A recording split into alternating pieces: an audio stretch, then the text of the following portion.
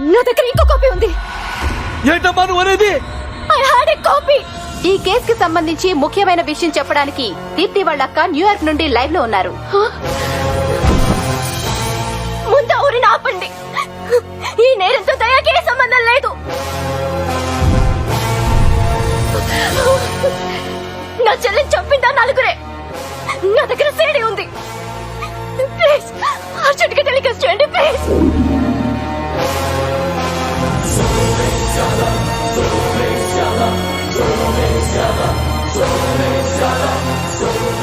ఆ నలుగురిని వదిలేసినా పర్లేదు, మా అన్నని మాత్రం చంపొద్దు.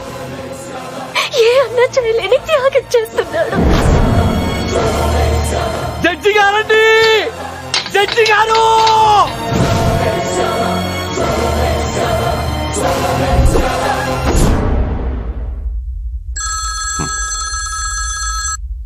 సార్ సార్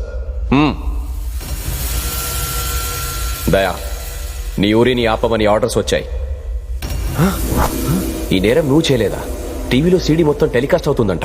సార్ ఇప్పుడు ఆ సీడీ సంగతి నాకు తెలీదు. ఊరాపమని చెప్పింది నాదేనా లేకపోతే అందరిదినా? నీ ఒక్కడిదే. అంటే వాడిని వదిలేసి వాళ్ళు చంపేస్తారా?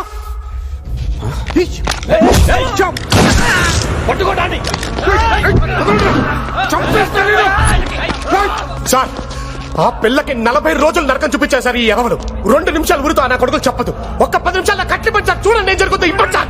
ఏంటి సార్ మీరు ఎలాగైనా ఉరిదీస్తారు. తీసే ముందు ఒక్క 10 నిమిషాలు నాకు వదలండి సార్. చచ్చిపోయే ముందు వాడు చంపి మరి ఏంటి సార్ ఆలోచిస్తున్నారు? పెంట్ అయిపోతానా? పుస్తకంలో రాయొద్దు. ఆడు గన్ను పేల్చలేదు, మన పోలీసుడికి బుల్లెట్